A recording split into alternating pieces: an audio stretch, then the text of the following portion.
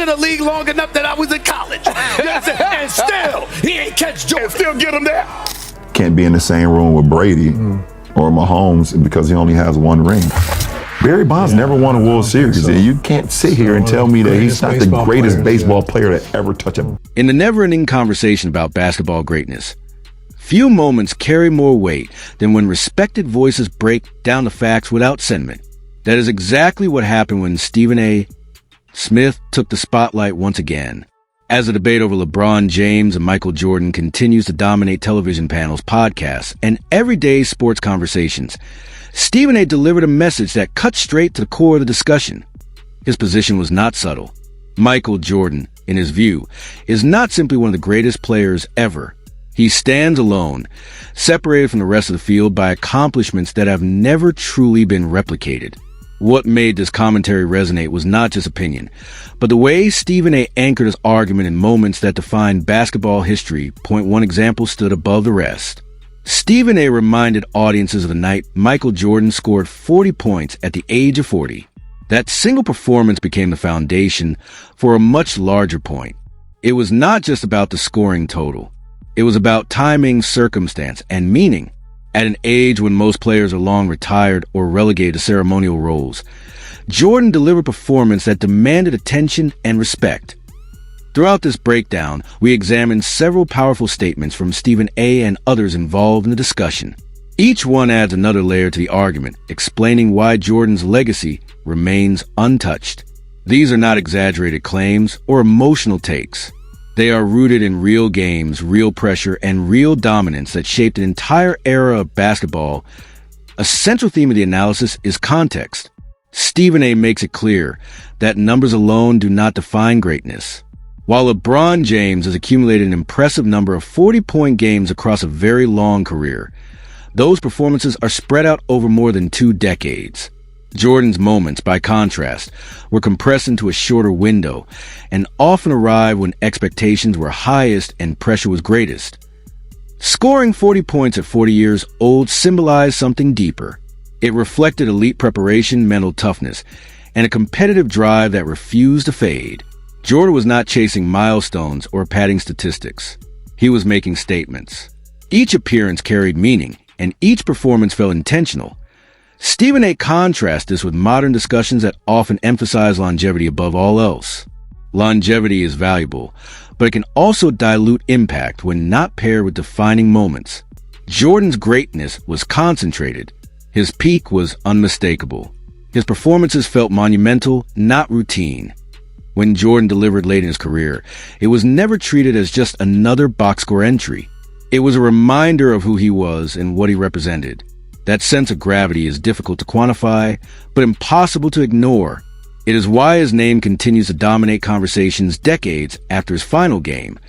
Stephen A.'s broader message is that greatness is not about surviving the league as long as possible.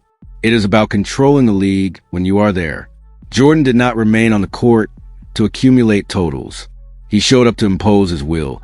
And even in his final chapters, he produced moments that shifted the cultural conversation around basketball.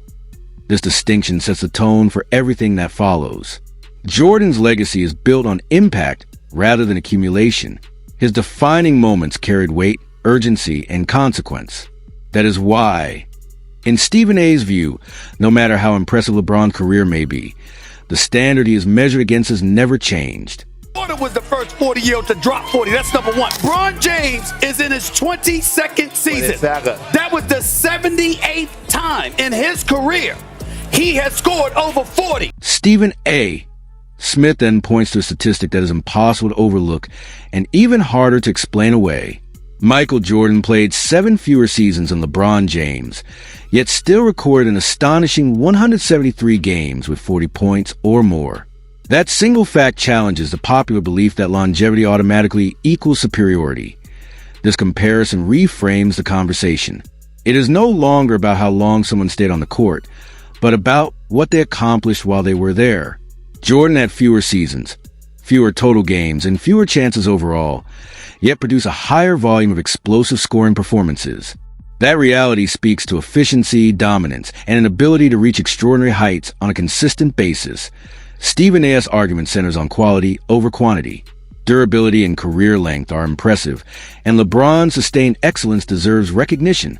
Playing at an elite level for more than 2 decades is rare and demanding.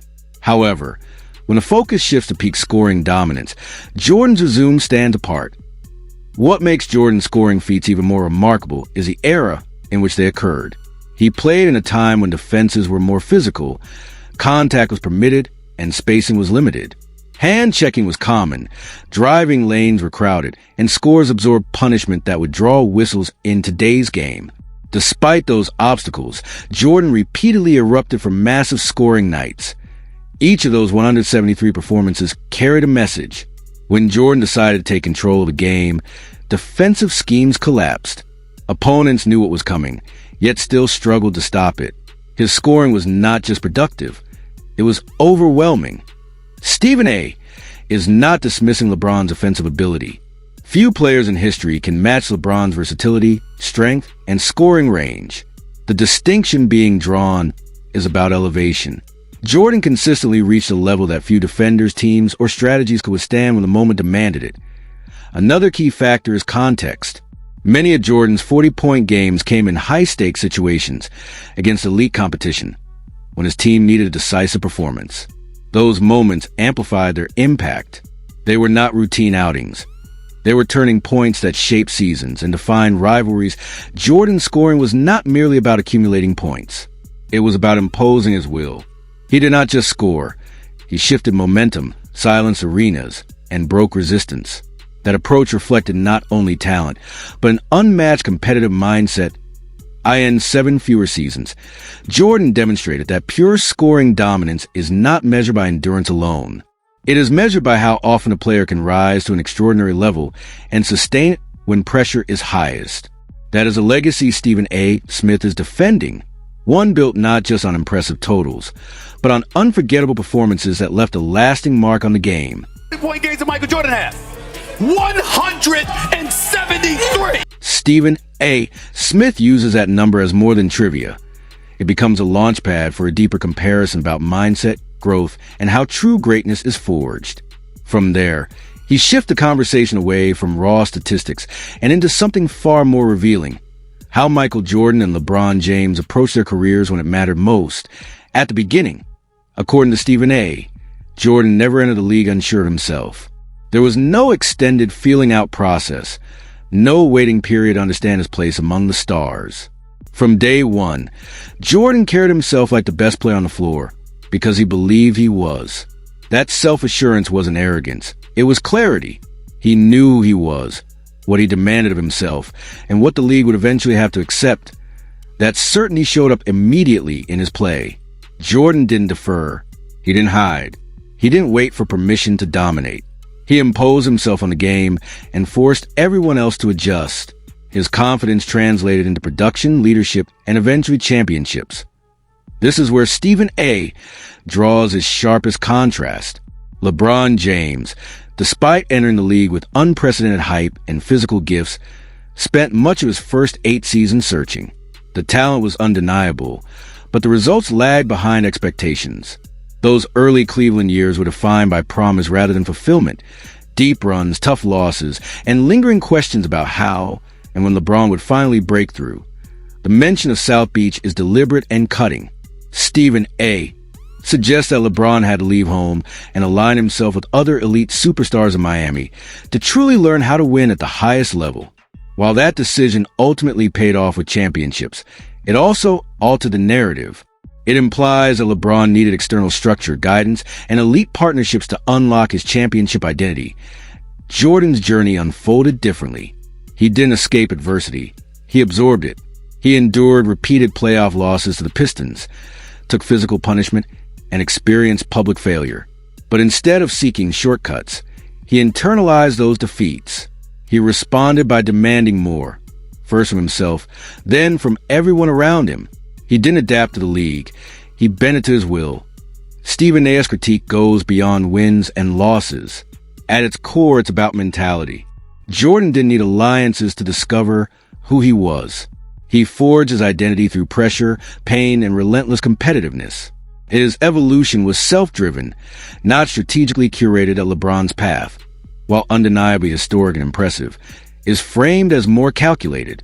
It involves strategic moves, roster decisions, and long-term planning. Jordan's was raw and unforgiving. It was built through confrontation rather than collaboration. This is where Stephen A. draws the clearest philosophical line: greatness earned versus greatness engineered. Jordan didn't chase greatness by joining others. He demanded that others rise to him. He wasn't just part of dynasty. He was the architect of one that Jordan didn't merely win championships. He transformed the Chicago Bulls from a struggling franchise into a global symbol of dominance. He inspired an entire generation and did it without leaving Chicago to follow someone else's blueprint. That Michael Jordan wanted to do. He didn't spend the first 8 years shivering. He didn't have to go to South Beach to learn how to. In the heat of the debate, Shannon Sharpe tries to flip the script by throwing a familiar curveball at Stephen A. Smith. If Michael Jordan was really capable of anything, why didn't he do some of the things LeBron has done? It's a question critics have leaned on for years, an attempt to poke holes in Jordan's legacy by implying unrealized potential. But Stephen A.'s response doesn't hesitate, and it completely reframes the issue. The point, he argues, isn't what Jordan didn't do. It's what he never needed to do. Jordan didn't chase milestones. He didn't manufacture narratives. He didn't hang around to pad statistics or stretch his resume for optics. He let dominance speak for itself. When Shannon asks why Jordan didn't pursue certain longevity feats or career totals, Stephen A.'s answer is implicit but devastating. Jordan didn't need to. He had already reached basketball perfection. Jordan played with the mindset of finishing the job, not extending it to make a point. 6 championships, 5 MVPs, 6 finals appearances, 6 finals MVPs. No losses when it mattered most. That was an unfinished resume. It was a complete one till he retired, came back, dominated again, and walked away on his own terms. Twice. Not because he couldn't continue, but because there was nothing left to prove. He didn't need 22 seasons to validate greatness. He didn't need reinvention to stay relevant in a conversation he already owned. This exchange exposes a philosophical divide between Jordan and LeBron. LeBron's pursuit of greatness has required constant evolution. Shifting teams, redefining success, reframing the GOAT criteria as his career unfolded. Jordan never had a pivot. His dominance was so overwhelming that the debate was effectively settled before he ever left the game. Stephen A. isn't diminishing LeBron's accomplishments.